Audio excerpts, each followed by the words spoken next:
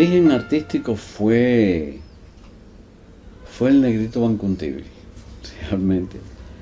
Cuando yo tenía 5 años, mi madre y yo nos habíamos divorciado de mi padre y nos habíamos ido a vivir a un hotelito del Vedado, el Hotel Palace en el Vedado, en la calle G25, que en aquella época era un hotelito para diplomáticos modestos y demás.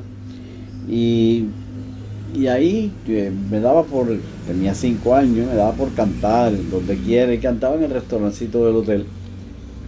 Y un día vino una señora que vivía en el hotel y me preguntó si yo quería cantar en un espectáculo de ella. Y yo le dije que sí, estaba muy contento con la idea de cantar en algún lugar. Le pidió permiso a mi madre y finalmente pues lo que tenía para mí ella era un negrito Bancuntibri, es decir, era un negrito del teatro vernáculo cubano, pintado de negro, que era como se hacía en ese momento, era en el caso de un rubio, blanco, etcétera, pintado de negro, esa era la gracia, un poco lo que después hizo Old Olson y bueno, fue siempre después, históricamente fue el surgimiento de ese negrito pintado.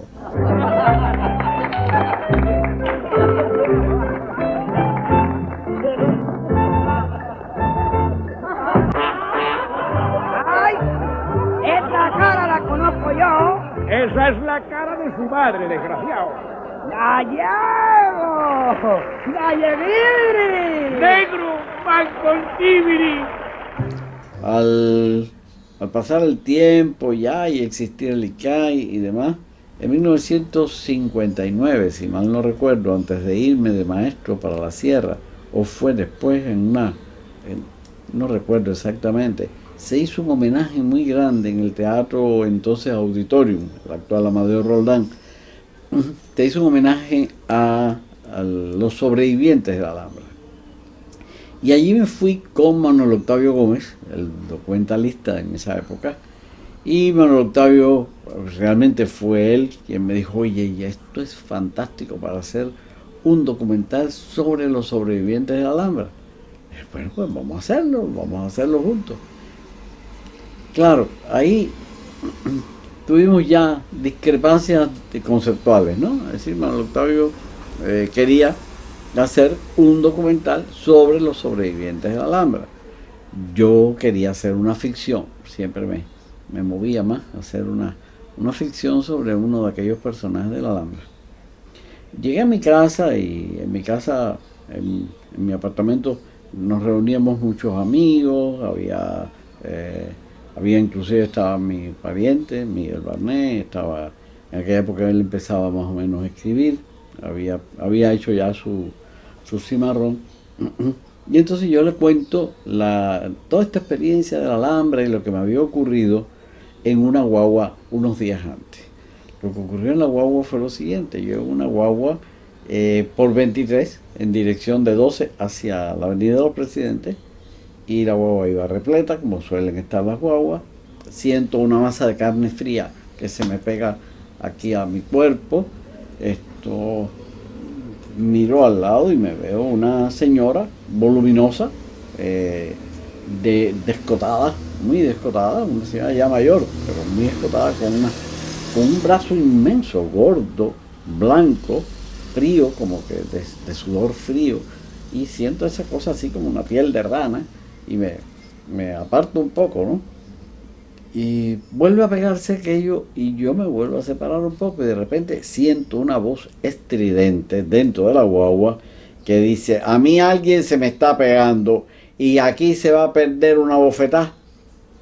Y yo me doy cuenta que es ella y que se está refiriendo a mí y me está acusando de pegarme, y yo al contrario le estaba huyendo, pero ella me estaba castigando porque yo le huía. Y bueno, siguió haciendo alusiones y ya me tenía bien mal, y yo me separo completamente. La señora, de repente, ya yo la miro más, veo un pelo teñido de negro como un ala de cuervo, un negro de ese sin otro brillo. Siento esa piel muy blanca, Veo a la señora con unas cejas gordas pintadas así con creyón y los labios muy rojos.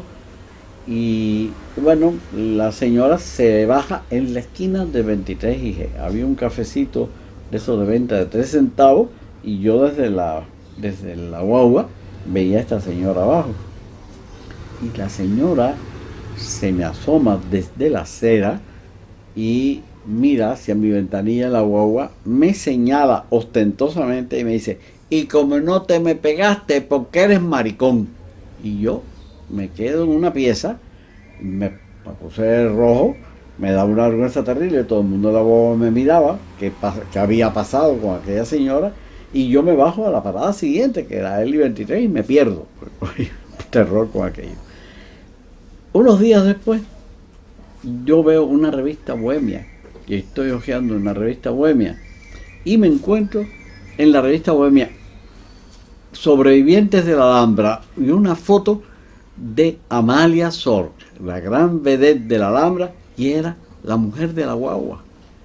Y yo me quedo espantado, digo, esta mujer fue, claro, tenía ese training y tenía ese tipo de personalidad que eran estas vedettes y coristas de la Alhambra, que eran un poco agresivas con el público, hacían mucho happening, se metían con la gente, y ella se le dio la gana de meterse conmigo en esa guagua, pero a mí me hizo un shock tremendo, ¿no?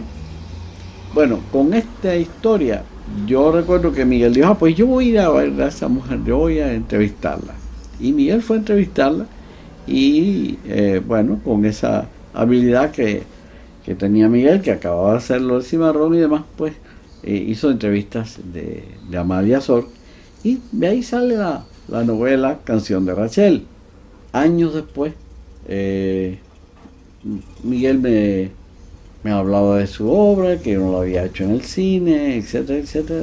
Bueno, yo haría algo inspirado en Canción de Rachel, pero inspirado, Miguel, porque yo siempre necesito tener un margen de mi creatividad. Y yo tengo una alhambra en la cabeza y un personaje distinto en la cabeza. Y bueno, llegamos al acuerdo de hacer esta propuesta de película. Yo hice el guión, tuvimos así algunos encuentros y desencuentros sobre todo. Finalmente Miguel me dijo: pero yo tengo que estar en el guión. Y dije: bueno, ok, tú estás en el guión. Yo me vine a mi casa, me puse a escribir, yo le leía por teléfono las secuencias a Miguel para evitar que metiera mucho la mano. Y entonces, bueno, hice el guión.